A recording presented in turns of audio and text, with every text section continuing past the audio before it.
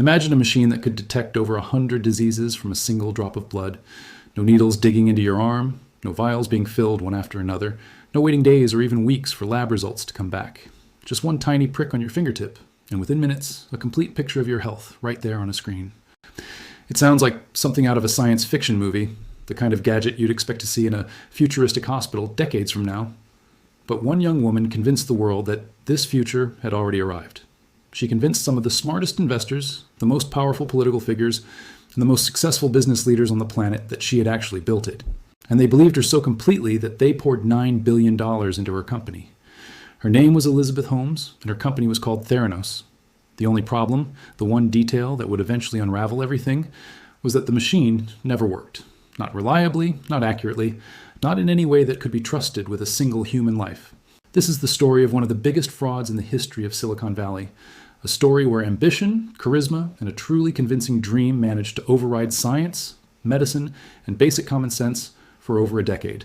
Let's start from the very beginning. Elizabeth Holmes was born into a family that valued ambition and legacy above almost everything else. From a very young age, she reportedly told people she wanted to be a billionaire, not because of the money itself, but because of what building something massive would represent. She enrolled at Stanford University to study chemical engineering, and by all accounts, she was a driven, intense student. But her heart wasn't really in finishing a degree. At just 19 years old, she made the decision to drop out of Stanford entirely and start her own company. Holmes began wearing black turtlenecks every single day, almost identical to the uniform Jobs had made iconic at Apple. She adopted an unusually deep speaking voice, which former employees and reporters later suggested was not entirely natural, and which became one of the most talked about details of the entire scandal. Every part of her public image, the wardrobe, the voice, the intense unblinking eye contact she was known for in meetings, seemed carefully constructed to project the aura of a visionary founder, someone destined to change the world the way Jobs had. The actual idea behind her company was simple to explain, but incredibly ambitious to execute. Traditional blood testing requires drawing multiple vials of blood, sending them to a lab, and waiting for results that can take anywhere from a day to a week. Holmes wanted to eliminate all of that. Her vision was a compact, sleek device she named Edison, after Thomas Edison, that could run dozens of different tests, everything from cholesterol levels to markers for cancer, using only a few drops of blood from a simple finger prick. It was a genuinely revolutionary concept, the kind of idea that could transform healthcare accessibility around the world.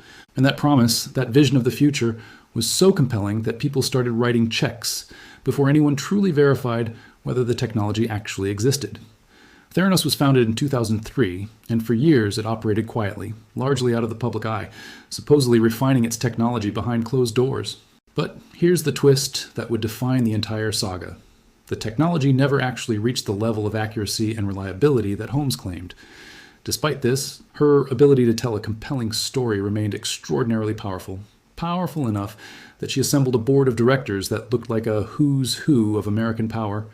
Former Secretary of State Henry Kissinger sat on that board. Former Secretary of Defense James Mattis sat on that board. Former senators, admirals, and business titans all lent their names and reputations to Theranos. None of these people were doctors, biologists, or medical device experts, but their presence gave the company an air of legitimacy that was almost impossible to question. Investors began lining up. Media mogul Rupert Murdoch invested well over $100 million. Wealthy families, venture capital firms, and private investors all wanted a piece of what looked like the next great American success story. The company's valuation soared, eventually reaching an astonishing $9 billion. At the peak of this rise, Elizabeth Holmes was celebrated as the youngest self-made female billionaire in the world, at least on paper, since almost all of that wealth existed only in projected stock value. The single biggest turning point came when Theranos struck a partnership with Walgreens, one of the largest pharmacy chains in the United States. Under this deal, Walgreens opened dedicated wellness centers inside select store locations, where ordinary customers could walk in and get a Theranos blood test done on the spot. This partnership pushed Theranos out of the private, closed-door world of Silicon Valley pitch meetings and into the real lives of everyday people. This was no longer a hypothetical technology being demonstrated behind glass to investors. Real patients were now getting real blood tests and receiving real results, results that were, in a disturbing number of cases, simply wrong. Behind the scenes, the truth was becoming impossible to hide from the people working inside the company. The Edison machines did not perform consistently or accurately. Employees who worked directly with the devices knew that test results were often unreliable, sometimes wildly so.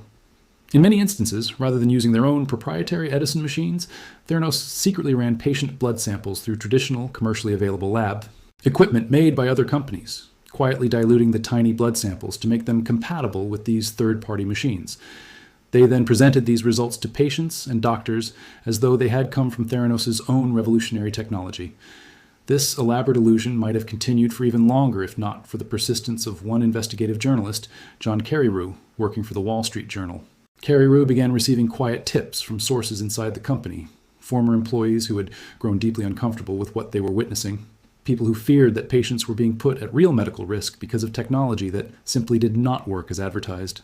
Carreyrou spent months carefully building relationships with these whistleblowers, cross-checking documents, and piecing together internal company practices that Theranos had gone to enormous lengths to keep hidden.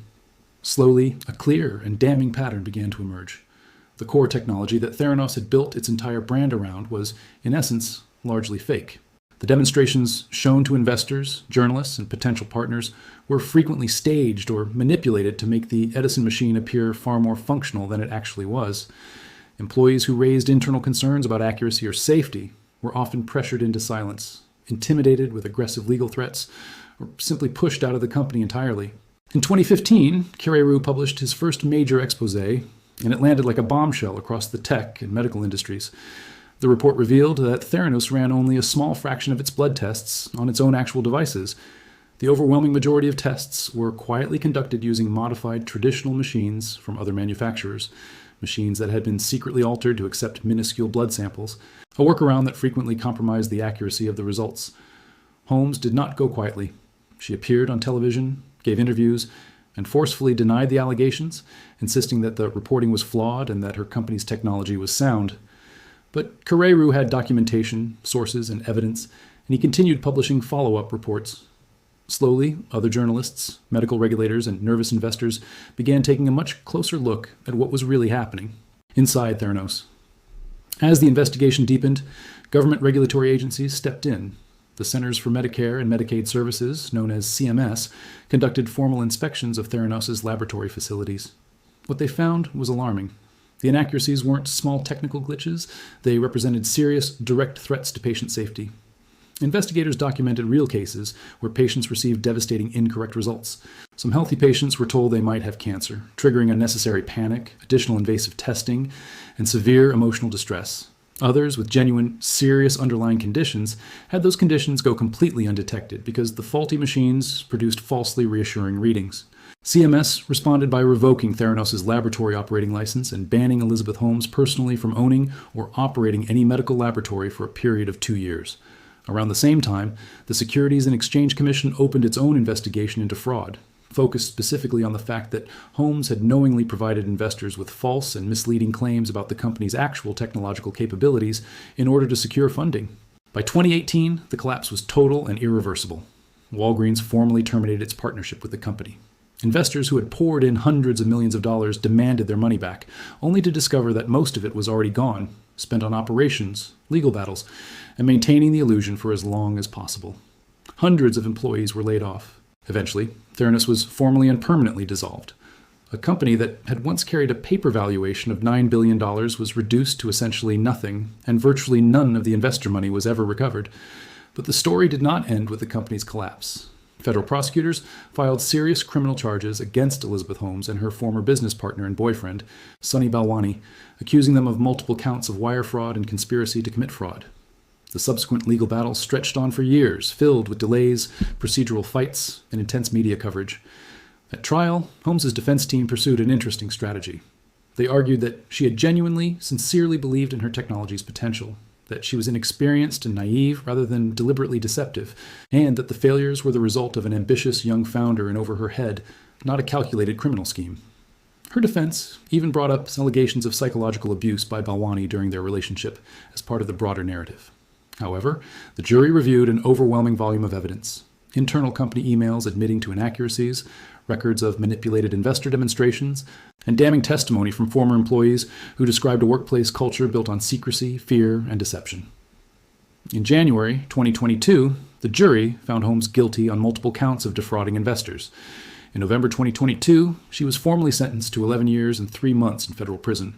a sentence that sent shockwaves through the entire startup and venture capital world. This outcome marked an extraordinary and almost unprecedented moment in Silicon Valley history. A founder who had once graced magazine covers, who had been compared directly to Steve Jobs, who had been celebrated as a symbol of female entrepreneurship in tech, was now behind bars. The case became a defining cautionary tale for the entire startup industry, a stark warning about just how dangerous the popular "fake it till you make it" culture can become when the product in question involves people's actual health and lives. The Theranos saga is far more than just another business fraud case. It stands as a powerful reminder that charisma, confidence, and compelling storytelling can never be an acceptable substitute for verified scientific proof. Holmes's remarkable ability to persuade people, her carefully cultivated appearance, her deliberately deepened voice, her Steve Jobs-inspired presentation, all of it was calculated to construct a specific kind of image, the image of a genius who simply couldn't be doubted. And remarkably, even brilliant, highly experienced investors and board members fell completely under this spell because they chose to trust the feeling of confidence in the room rather than demanding hard, independent proof. This case also served as an enormous wake-up call for the entire medical technology industry, highlighting exactly why rigorous regulation and independent verification exist in the first place. Real patients suffered genuine, tangible harm simply because a company rushed an unproven product into the real world without ever confirming that it was actually safe or accurate. Even now, years later, search terms like Elizabeth Holmes documentary, Theranos explained, and Silicon Valley fraud continue to generate millions and millions of views online. That's because this story continues to fascinate us on a deeply human level. It forces us to grapple with an uncomfortable question. How could one determined person sustain such a massive, elaborate lie for over a decade? And how could the most powerful, most educated, most experienced people in the world be so thoroughly fooled simply because they wanted so badly to believe in a great story? The collapse of Theranos leaves us with a lesson that goes far beyond Silicon Valley. Innovation is genuinely exciting, and the desire to disrupt an industry is admirable. But independent verification matters infinitely more than a good pitch. When human health and human lives are directly at stake, fake it till you make it isn't just a risky business strategy, it's a crime. If you found this video informative, make sure to like it and subscribe to the channel for more deep dives into the biggest scandals and stories in business history. Let us know in the comments how much you already knew about Theranos before watching this. See you in the next video with another incredible and true story.